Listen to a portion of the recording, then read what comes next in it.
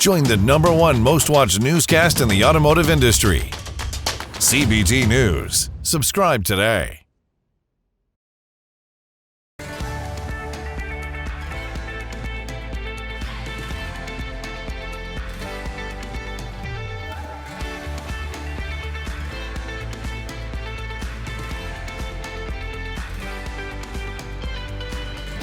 Welcome to CBT News with Bridget Fitzpatrick. Good morning, everyone. Welcome back to CBT News. I'm Bridget Fitzpatrick. Thank you so much for joining us. Today on Inside Automotive, we're joined by Bob Morris, the Director of Southeast Region for the Tim Lamb Group. But first, here are today's top stories. Starting off our newscast, in a briefing published Tuesday, June 13th, Toyota vowed to boost its lagging electric vehicle business with a series of technology innovations. The automaker said it will upgrade its factories, develop batteries with a 500-mile driving range, and take measures to lower costs and increase sales. The news comes shortly after several shareholders announced they would vote to oust former CEO Akio Toyoda from the company's board to protest the brand's slow-moving EV expansion. Up next, General Motors and Samsung SDI have agreed to build a new electric vehicle battery plant in northern Indiana shortly after local officials offered the two companies massive tax incentives. The facility, slated to open in 2026, will cost $3 billion to construct and is expected to furnish batteries for 300,000 EVs once fully operational. The news comes 6 months after the automakers scrapped plans to partner with LG Energy Solution on the same site.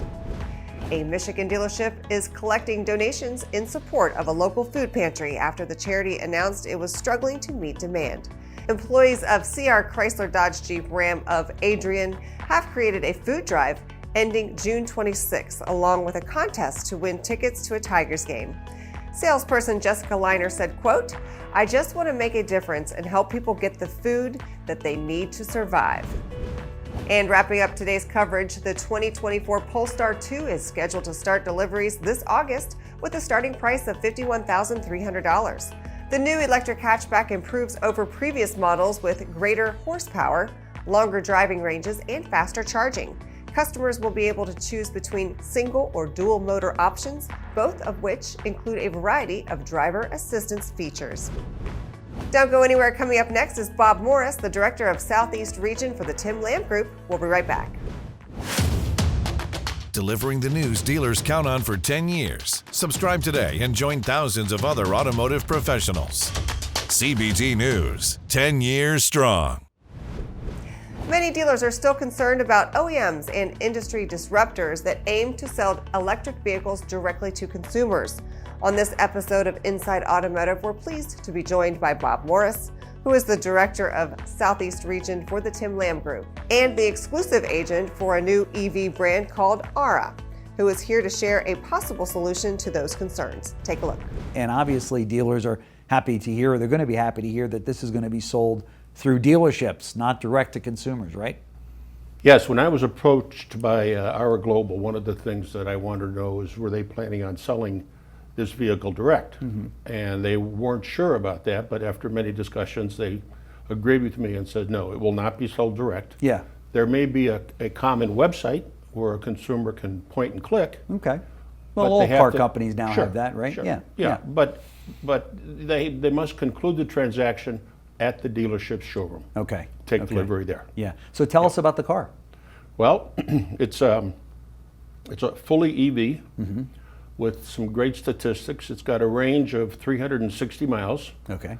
The bumper-to-bumper warranty on this vehicle is 10-year, 100,000 mile, Okay. including the battery. Very impressive. Wow. And Yeah, that's great. as you see when the pictures come up, that it's got a very good look to it. Every Yeah. dealer that I've taken it to has not only applauded the design, but has raised their hand to take the car on. Sure. It So- looks like when I first walked up to it, I thought it was a Tesla sitting there. I mean, it's a good-looking car. It's got great lines to it. What's a Tesla? What's a Tesla? That's that other EV out there. But one of the most appealing things to this car was I was shocked at the price point. Talk to us about that. Yeah, the EV3, which is the entry-level crossover, Okay. four-door hatchback, Right. folding rear seat. That's the vehicle I drove. Correct. Okay. That comes in two models. Okay.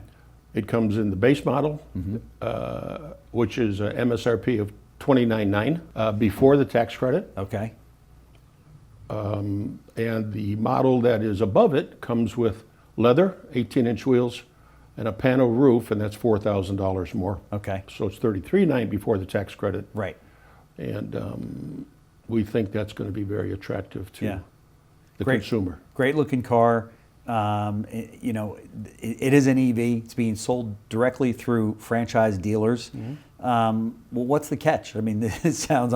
I know dealers right now are probably writing your number down, going, "How do I get a hold of Bob?" You are putting it on the screen, aren't you? We are putting it on the screen. Dealers, because you're going to be texting me or calling me directly. How do I become a dealer? Right? Yeah.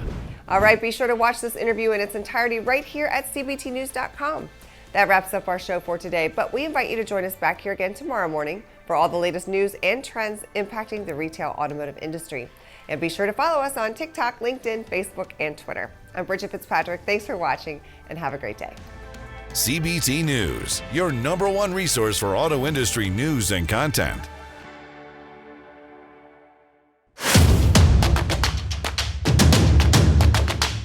Join the #1 most watched newscast in the automotive industry. CBT News. Subscribe today.